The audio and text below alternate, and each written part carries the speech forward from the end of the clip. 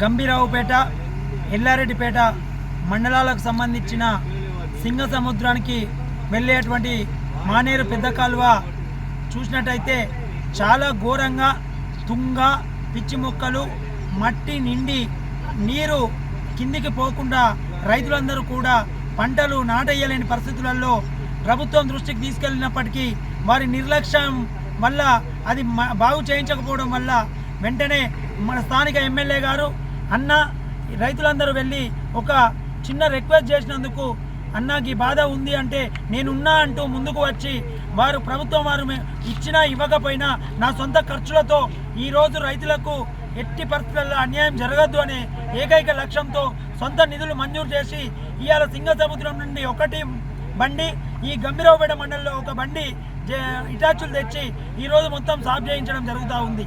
అంతేకాదు ఎప్పుడైనా ప్రభుత్వం ఉన్నప్పటికీ లేకపోయినప్పటికీ రైతును రాజు చేయాలనే ఏకైక లక్ష్యంతో ఆనాటి నుంచి ఈనాటి వరకు తెలంగాణ వచ్చినప్పటి నుంచి విద్యుత్ పరంగానైతేనేం, యూరియా పరంగా అయితేనేం, నీటి పరంగా అయితేనేం అన్ని రకాలుగా కేసీఆర్ గారు ముందు చూపుతో ఎన్నో రకాలుగా కష్టపడి ఈరోజు ప్రతి ఎకరం నాటేసే విధంగా చేసినటువంటి రైతు పక్షపాతి కేటీఆర్ గారు.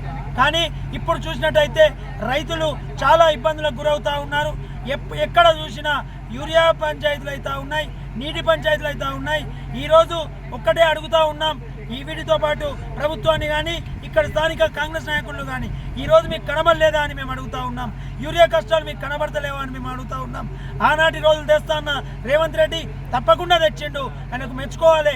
ఆనాడు చెప్పులు అయితే ఏ విధంగా లైన్లో పెట్టి యూరియా కొరకైతే రైతులు సొమ్మసిల్లి చచ్చిపోయినరో, ఇదే వెంకటాపూర్లో ఒక రైతు చనిపోవడం జరిగింది.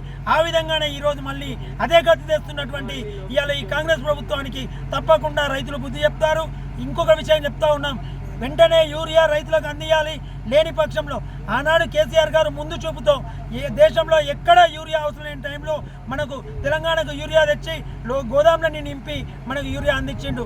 ఇవాళ చూసినట్టయితే వీళ్ళ నిర్లక్ష్యం, అవగాహన లేని, ఆలోచన లేని ముఖ్యమంత్రి, నీటిపారుదల శాఖ మంత్రి, వ్యవసాయ శాఖ మంత్రి ముగ్గురికి ఒక్కరికి పొంతన లేదు. ఆ విధంగా ఇలా రైతులను నానా కష్టాలు పెడతా ఉన్నారు. తప్పకుండా ఈ రైతుల దెబ్బ ఎలా ఉంటుందనేది స్థానిక ఎలక్షన్లలో తప్పకుండా చూపిస్తారని చెప్పి హెచ్చరిస్తూ ఉన్నాం. మరొక్కసారి ఈ రెండు మండలాల తరఫున 2500 దాదాపు 3000 ఎకరాలకు ఈ కాలువ ద్వారా సింగసముద్రం నుండి నీళ్లు సప్లై అవుతాయి. కాబట్టి ఈ కాలువ మరమ్మతుకు నిధులు మంజూరు చేసిన రామన్న గారికి రెండు మండలాల తరఫున చేతులు జోడించి రైతుల పక్షాన వేడుకుంటా ఉన్నాం, కృతజ్ఞతలు తెలుపుతా ఉన్నాం.